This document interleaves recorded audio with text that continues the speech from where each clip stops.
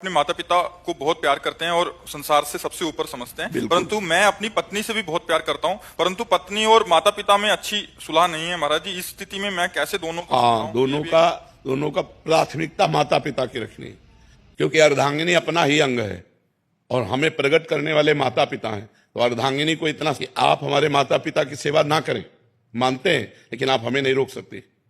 हम आपकी सुविधा, आपकी अनुकूलता आपको देंगे, लेकिन आप हमारे माता पिता की सेवा में अगर तनिक भी विरोध करते हैं तो हमारे आपके संबंध में विरोध हो जाएगा। माता पिता का त्याग नहीं कर सकते, ये जरूर आप में होना चाहिए। अगर ये नहीं है तो जो अपने माता पिता का त्याग कर दे पत्नी के कहने पर, फिर क्या है, फिर धर्म में वीरता नहीं रही। ऐसा नहीं होना चाहिए। जो लड़की इस तरह की मतलब व्यवहार वाली हो कि आप हमसे प्यार करते हो, आप अपने माता पिता का त्याग कर दो, तो उससे कह देना चाहिए कि तैयार रहना, त्याग के लिए तैयार रहना। जिस दिन हमारे माता पिता की सेवा में व्यवधान उपस्थित कर दोगे, उसी दिन हमारे आपके बीच में संबंध विच्छेद हो जाएगा। और अगर आप हमारे माता पिता की सेवा करती हो तो हम आपको प्राणों से अधिक प्यार करेंगे, नहीं करती हो तो आपको अधिकार देंगे, लेकिन आप हमारे को सेवा में जाने से नहीं रोक सकती हो। इतना जरूर रहना चाहिए। माता पिता भगवान का स्वरूप है और पुत्र का पूरा अधिकार है माता पिता की सेवा करने का। तो ध्यान रखना, अवश्य में भोक्तव्यम कृतम कर्म शुभाशुभम। जो जैसे कर्म करेगा वैसा फल देगा भगवान, भोगना पड़ेगा, इसलिए बहुत सावधान।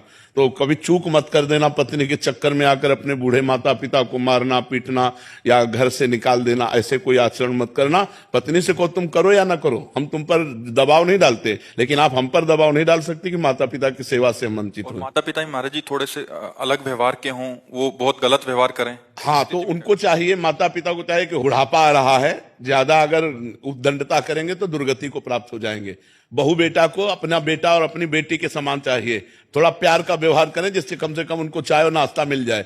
अगर माता पिता करने लायक है और वो बहू बेटा से सेवा नहीं कराते हैं, बहू बेटा से ईर्ष्या करते हैं, तो बेटे को चाहिए कि दूर से देखता रहे, उनकी सेवा में भले न जाए। लेकिन जिस दिन वो ऐसी स्थिति को प्राप्त हो कि वो अपनी सेवा करने लायक ना हो, उस दिन वो गाली दे तो भी उनकी सेवा करनी चाहिए। माता पिता की तो भी सेवा करनी चाहिए, क्योंकि वो बुजुर्ग हैं, उनका दिमाग स्थिति 60-70 के बाद जो है मानसिक स्थिति बिगड़ जाती है। अगर वो गाली देते हैं, वो निंदा करते हैं, तो हमें ये बात नहीं माननी, हमें उनकी सेवा करनी है। और अगर वो स्वस्थ हैं, अपने आप सेवा कर लेते हैं, खा पी रहे हैं, तो दूर से देखता रहे, खा पी रहे, आनंद से है, कोई बात नहीं। अगर 2-3 बेटा है महाराज जी, हाँ, तो उनमें से सब बेटाओं को चाहिए